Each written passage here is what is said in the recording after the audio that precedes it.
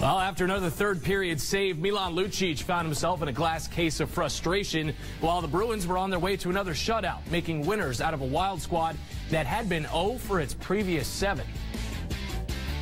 And while there's nothing really micro about a guy who goes 6'4", 220, Lucic's reaction in Minnesota on Sunday was a microcosm of the Bruins' struggles of late. Darren McIntosh joining us in studio with more. Well, Randy, we all kind of giggled a bit and blew off that whole White House fiasco, but the team is a mere 4-7 since D.C., and they've just suffered their 4th shutout in the last 9 games. Clearly, everyone on this team is not on the same page.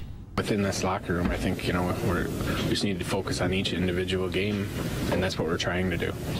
There's been a good effort and I think good determination, by guys to, try to get our game back. And I'm sure it's, on a game-by-game basis, it's frustrating, but the bigger picture, I think that we're making strides in the right way. Luch had, really good chance and put it right in his glove. We had a number of chances like that and didn't go in. So that's always tough when, you don't get that bounce, and they are. So let's dig deeper into the Bruins. I'm now joined in studio with Bruins analyst Mark Mowers. Mark, the Bruins have lost 6 of their last 10 games and lost consecutive road games for the first time this season. We've heard from the players' frustration, but Coach Claude is scratching his head too. Take a listen.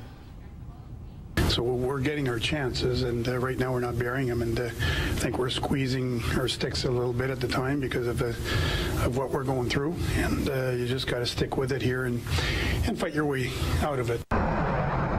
So is that all they have to do is fight their way out of it? What is the problem with this team right now? There seems to be no chemistry. They're not playing together. They can't get it together. Yeah, I think everybody expects the team that we saw in November and December, and that just was not going to happen this whole season. They're just in a funk now, and I've said it before, and I'll say it again. I'm going to stick behind this group of guys. They're going to get it back.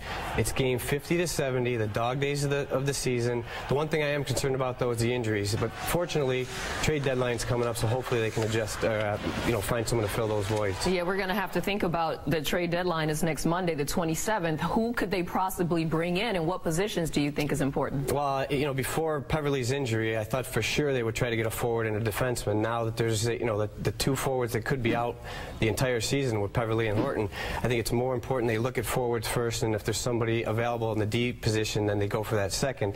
But I think it's a situation where Peter Chiarelli's not going to break up this team and send guys flying all over the place to bring in big-time players like a Rick Nash. I think it's going to be role-type players, two-way players, guys that are great in the locker room that aren't going to disrupt this team that went to the Stanley Cup, that won the Stanley Cup championship last year. So guys that I could think of like a Mike Knuble or a Ray Whitney out in Phoenix, maybe an Antoine Vermette in Columbus. Those are the 3 guys that I've kind of been looking at, and we'll see what happens. Knuble will be a great pickup, actually. So Zdeno Chara had just 6 points since January 14th, and David Krejci has a lowly 1 point and 0 assists in the last 9 games. What's it going to take for these guys to get it going? Yeah, I just like I said, it's all about the team, and Krejci and his line with Horton and Lucic, they've been through this about inconsistencies, and as a player you're going to go through this stuff, as a team you're going to go through this stuff. But I think as a player for Krejci, I'm not going to talk about Chara so much because he's been pretty steady the whole season. But David Krejci, whatever it is that sparks him, face-offs, whether it's playing well in the defensive zone, he just needs to get back to that,